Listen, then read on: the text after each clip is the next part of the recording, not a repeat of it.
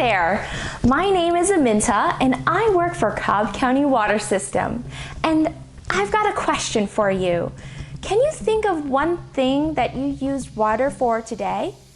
Did you wash your hands, drink some water, use a toilet, or maybe even water some plants? Think of all the different ways you used water for today. If you add it all up, that's a lot of uses. We use water for hydration, for hygiene, for sanitation, and of course, my favorite, for recreation. And that's just you and me. What about our neighborhood or our whole community here in Cobb County? How do so many people use water every day and still have enough left over for tomorrow? Do you think we just throw away all of that used water and make some new water when we need it? No, we don't. Instead, we clean and we treat that water for usage now and for generations to come. Let's see how water is treated and cleaned to support our streams and our growing community. Welcome to Cobb County Water System's Northwest Water Reclamation Facility.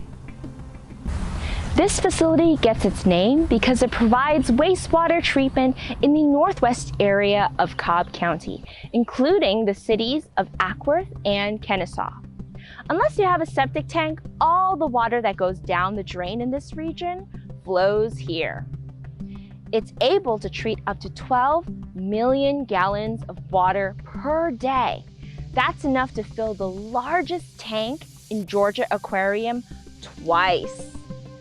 Enough for several thousand fish to live in, including manta rays and whale sharks.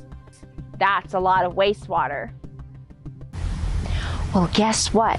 Northwest is actually the smallest of the 4 treatment facilities here in Cobb County. The largest facility in Cobb County, Sutton Wastewater Reclamation Facility, can process up to 60 million gallons of raw wastewater per day, or in other words, enough to fill up Georgia Aquarium's largest tank 10 times. Now back to Northwest. Pipes connected to toilets, sinks, bathtubs, and showers bring water to larger collection pipes underground. And this network is over 2,600 miles long. That is longer than the distance from San Francisco all the way to Honolulu, Hawaii. Wastewater from the northwest area of Cobb County will eventually arrive at the Proctor Creek Pump Station, just 3/4 of a mile away from here, where there are 2 mechanical bar screens. They help to remove large objects such as rags and plastics. To discover why, let's head to the lab for an experiment.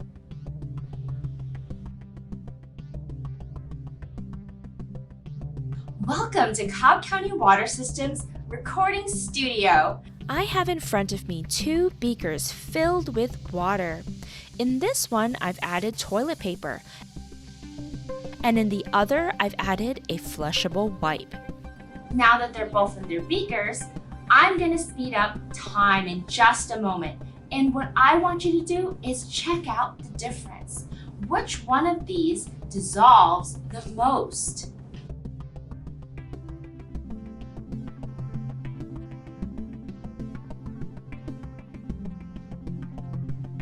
Which one do you think looks more dissolved? From what you see, do you think the flushable wipe should be flushed down the toilet? No, you're absolutely right. Your toilet is not a trash can. Only the 3 P's should be flushed down: poop, pee, and toilet paper. Disposable wipes, even those that advertise to be flushable, never fully dissolve. The mechanical bar screens help to remove items like these, but too many of them can cause clogs and backup flooding, both here and at your home. Rags and wipes, especially these, should be tossed in the trash can. After the wastewater passes through the screens, 4 effluent pumps push water on its way to Northwest, where it begins its treatment process at the equalization basins. The equalization basins here are also where the grit chambers are located. Yep, you heard me, grit chambers.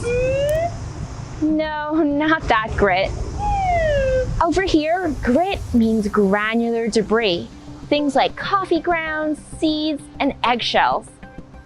Here in these chambers, they settle to the bottom where they are hauled up and out of the way using a chain and bucket type mechanism. These finer pieces of grit, like the rags and plastic from before, need to be removed now in order to help protect the pipes and equipment from being damaged. With much of the grit now removed, wastewater flows into what's known as the equalization basins. There are 4 of these equalization basins here at Northwest, and there are that many for a reason: to control the flow.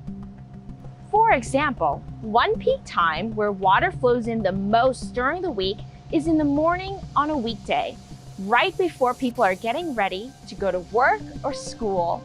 Storing some of that wastewater during these times helps to regulate the incoming flow to the facility.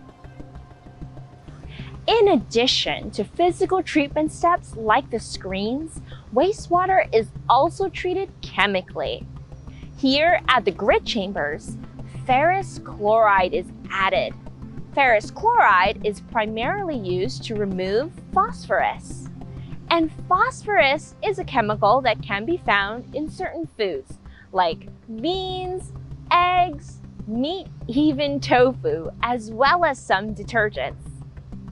It's important to remove phosphorus because adding too much can cause aquatic plants and algae to grow out of control, which can lead to low levels of oxygen in the water. Not good news for our aquatic wildlife. Let's move on to the next step to learn more. Look at these cylinders! These tanks span 70 feet in diameter. They're called primary clarifiers and help to separate 2 things from the wastewater: scum and primary sludge. Let's start with scum. Scum consists of fats, oils, and grease particles that float on the surface, and these are swept off by the primary clarifier's slowly spinning arm. Primary sludge, on the other hand, consists of more dense contaminants that settle on the bottom. Remember earlier when ferrous chloride was added to the wastewater as a chemical treatment step? In addition to removing phosphorus, ferrous chloride is also a coagulant, and it helps tiny pieces of suspended matter to clump together in this tank of brown, cloudy wastewater. Eventually, the clumps grow large and heavy enough to sink to the bottom of the tank. And there at the bottom, the clarifiers sweep and collect the material, and we call this settled material primary sludge. Another chemical treatment step also begins here. When wastewater enters the plant, it is slightly acidic. This white liquid is lime, and it's meant to raise the pH or reduce the acidity of the wastewater. Can you guess why? Hold on to your hypothesis. Let's move on to the next step to find out. Here we have the aeration basins, the start of the secondary treatment process. And what if I told you that there's a very important group of water workers that live in the water? Their job is to treat the wastewater biologically, and although they are alive, they're not people. They're bacteria. These are microorganisms, small living things that can only be seen with the help of a microscope. In addition to bacteria, the microbial population in sludge includes protozoa and metazoa. Protozoa are single-celled microorganisms, and metazoa are multi-celled microorganisms. They both consume bacteria and are quickly and easily identified by wastewater operators, making them helpful indicators of the age and quality of the activated sludge. These bacteria break down tiny suspended particles of organic matter into carbon dioxide, nitrogen, and water. They also remove another contaminant from the water, ammonia. They work best in large numbers, so we do our best to give them all the conditions they need to grow their populations. In other words, we provide them their ideal habitat, a natural environment that provides all they need to survive. That's where the pH comes in. But wait, there's more. In addition to loving a neutral pH environment, these aerobic bacteria need oxygen too, just like us. See that bubbling activity on the surface of the water? That is oxygen being pumped into the basins from underground. And just like fish living in a stream, dissolved oxygen is necessary for these aerobic microorganisms to survive. As the wastewater flows out of the aeration basins, other important chemical treatment steps take place. This time, another coagulant called polyaluminum chloride, or PAC for short, is added. What's a coagulant? Coagulants are substances which cause organic particles in liquids to clump together and settle. Without it, particles stay suspended in water, making it harder to collect because they carry electrical charges that mutually repel each other. Coagulants carry the opposite charge, which cause those repelling charges to destabilize, allowing them to finally cling together and settle. Coagulants like PAC work best on clumping organic particles, while ferrous chloride, the coagulant which you learned about earlier, helps settle minerals the best. Before we move on to the next step, let's see if you can answer our first snap poll. The question is, as a system, the wastewater treatment process uses which of the following treatment steps? Is it A, physical treatment, B, physical and chemical treatment, or C, physical, biological, and chemical treatment? Pause the video to think of an answer. You can resume the video when you are ready.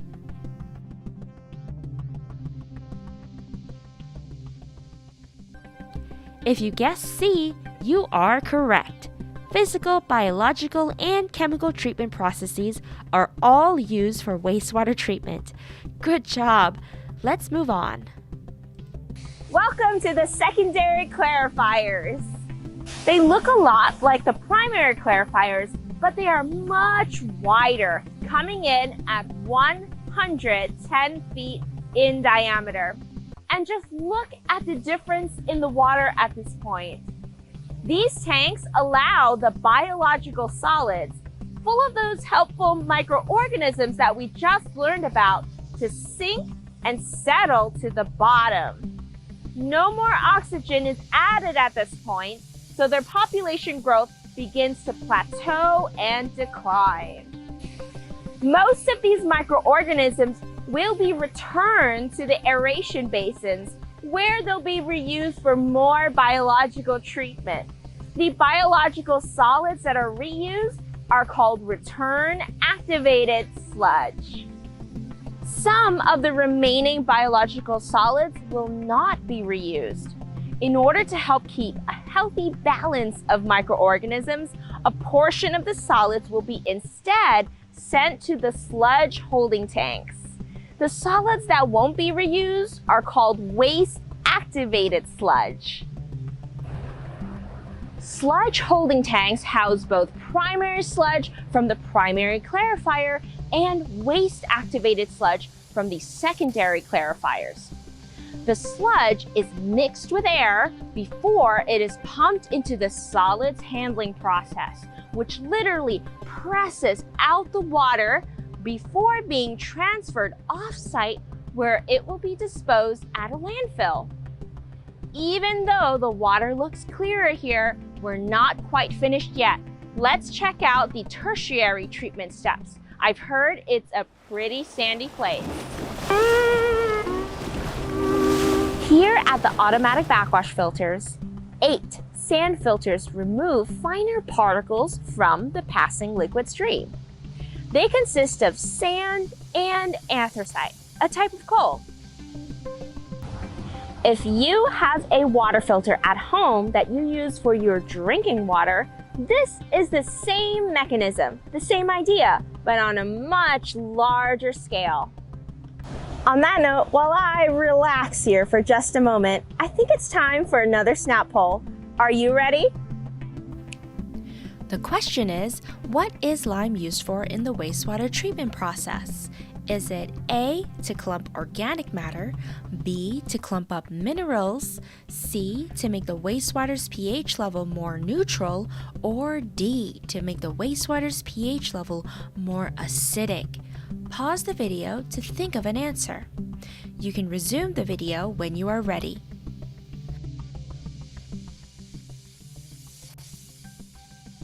The correct answer is C.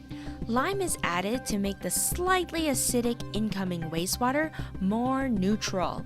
This creates a healthy environment for aerobic or oxygen-loving bacteria to grow in number so that effective biological treatment can take place. As you saw earlier, the water now is already clear to the naked eye, but may still contain microorganisms, some of which, not all, can be disease-causing to humans and to aquatic wildlife. Here at the UV station, the pathogenic microorganisms will be sterilized, but without the use of screens, chemicals, or microorganisms. What do we use then? Let's put on our detective caps and investigate. High-intensity lamps inside this building emit UVB and UVC rays, which neutralize microorganisms in the passing stream. The UV impairs their genetic makeup and their ability to function and reproduce. Ultraviolet light is a special form of electromagnetic radiation between visible light and X-rays. And because ultraviolet light is a form of light or energy, no added chemicals are needed in this step. We've got another stop to make on this tour. Let's go.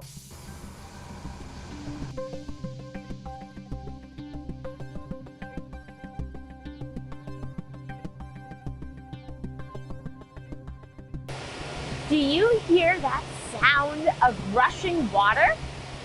That is because the water, now called treated effluent, is flowing over a stair-step cascade. This adds dissolved oxygen back into the water, which is what fish, crustaceans, and macroinvertebrates in our streams need to survive. It is then pumped by a vertical turbine through a 7.5-mile-long pipe to an exit point underwater in Lake Allatoona.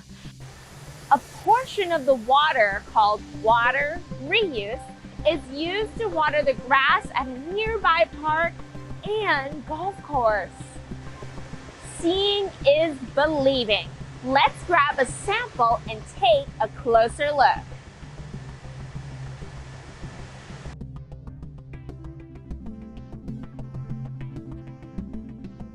Did you do well on the snap polls? Snap polls are a lot like quizzes or tests. Sometimes they're necessary to check on how we're doing. Water professionals here at Northwest and laboratory staff at our off-site water quality lab are constantly testing and retesting to make sure every step at this facility follows rules and regulations.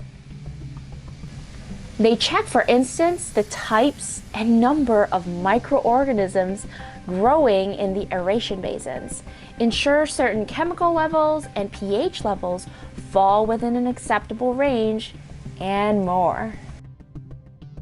Our wastewater professionals do all of this testing with a lot of help from TSG, our technology support group. High-performing sensors are hooked up to just about every important part of the treatment process, and that data is streamlined into a program called SCADA. Now, TSG has customized SCADA so that all of the information is clearly displayed for operators to see and work from at their desks, much like a control room. Oh, and remember, TSG also has a big hand in both the physical safety and cybersecurity of our wastewater treatment facilities. By the way, did you see all the pumps and other equipment in the facility? All of that is maintained and kept in working order by professionals from central maintenance. We need both technology and infrastructure at every treatment step, and the teams of professionals at central maintenance, TSG, and the work that they do make it possible to treat our wastewater.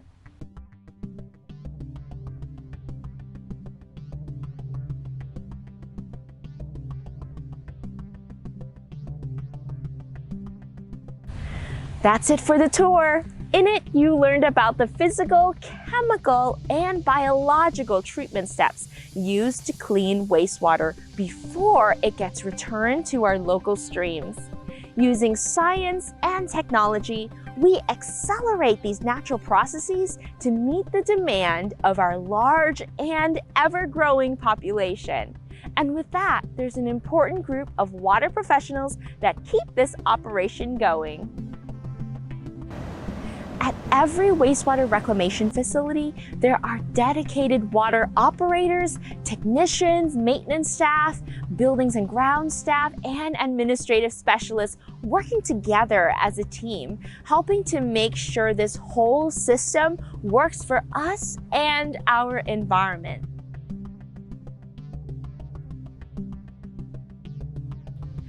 I hope you'll think of your water professionals the next time you use water. This is Aminta signing off, and remember, only flush the 3 Ps. Have a great day. Bye-bye.